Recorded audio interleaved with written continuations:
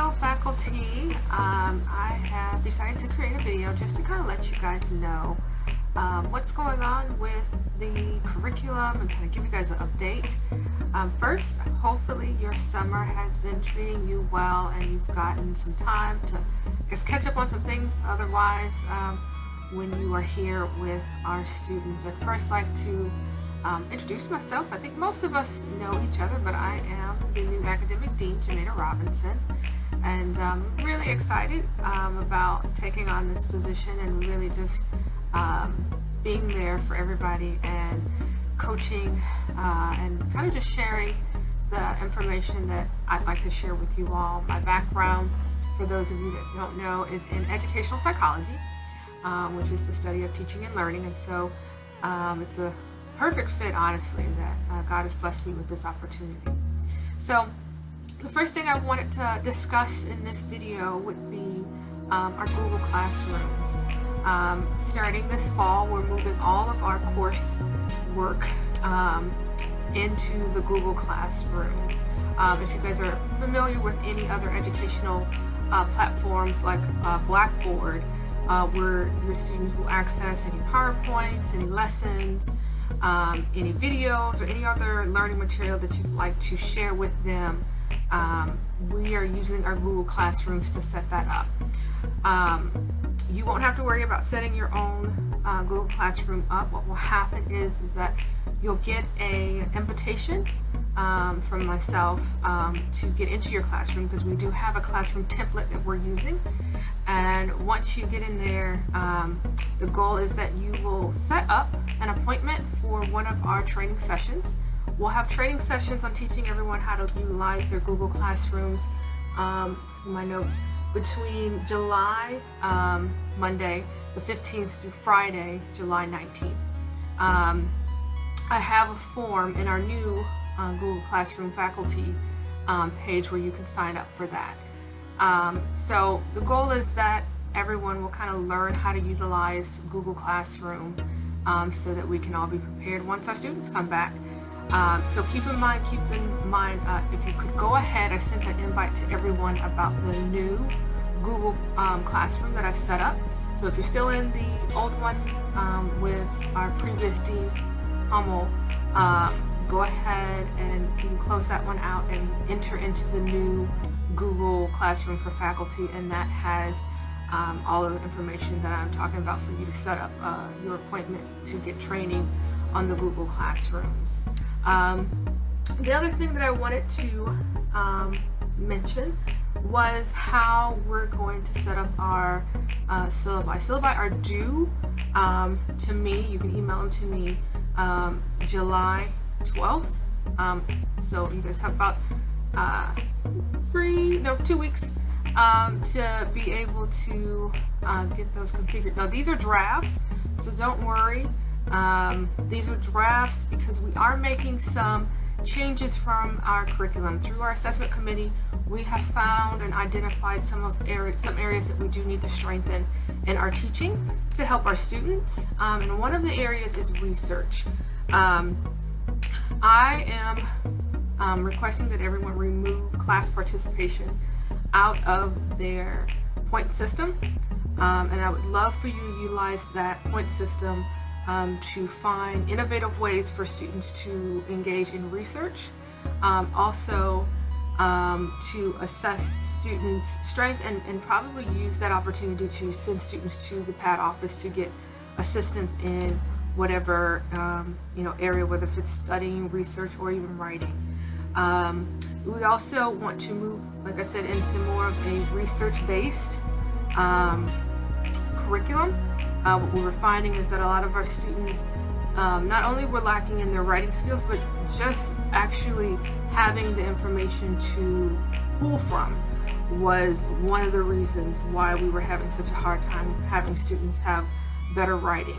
If you've got a pool of information you can pull from, then it's easier for you to articulate what you might want to say. And so I'm encouraging everyone to stop, look at your individual syllabus, and kind of find out how can you plug in more opportunities for students to gain more research skills. One of the ideas that was brought my way is, bringing your entire class to the library and actually helping them navigate information. Also, go to Regent. We have access to Regent's library. If you want to take your class for the day during your classroom time to Regent to actually just take some time with your students to navigate researching whatever topic that they are writing on, I totally encourage it. And so we want to help our students just grow in those foundational skills of understanding the material, researching the material, and then finally writing the material. I'll be reaching out to a couple of individual people because we are implementing a few new things like hybrid learning in our classrooms, and for the professors that are doing that, they know who they are. So if I haven't talked to you about it, don't worry, you're not doing the hybrid.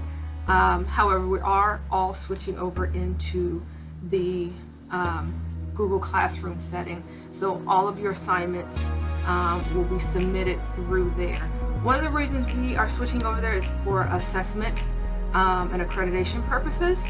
We don't really necessarily have a database where we can pull information, grades, or articles from the classrooms to kind of assess our student learning.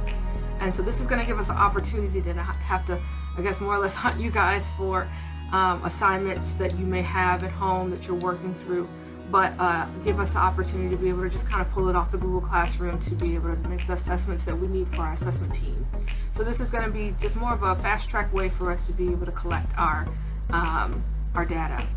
The other piece that I wanted to talk about was, aside from the research piece, we definitely want, if you have any essays that's in your classroom, find ways for you to break apart that essay assignment into steps so that the student can find a way to understand the steps of doing proper writing and research, so that once you get to the final product of whatever you have them writing, you can firmly say that student understands the steps to proper research and writing. So if you have papers, go ahead and find ways, and just, if your paper, let's say for instance, is 100 points, break those 100 points down into smaller points that they can earn, in which they are submitting pieces of that paper together to turn in a final paper to get the remaining points that you've gotten mapped out. So find ways where we can be able to kind of track a student's growth, and I think that would be helpful. One, it'll give you guys some successes to kind of be able to help students, but then it also give you the ability to be able to pinpoint where a student might be struggling, and so getting that final product and kind of assessing that all at once, where you can at this point actually assess where that person might be struggling in the process of putting together and articulating a comprehensive paper. The next thing that I wanted to talk about, and I know EVP Hummel had talked about flipping the classroom. And so I'm going to have some information in our professional development section of our class, a Google Classroom, about flipping the classroom, and you can watch some of those videos. And so while you're working through your syllabus, you can kind of find ways where you can flip the classroom.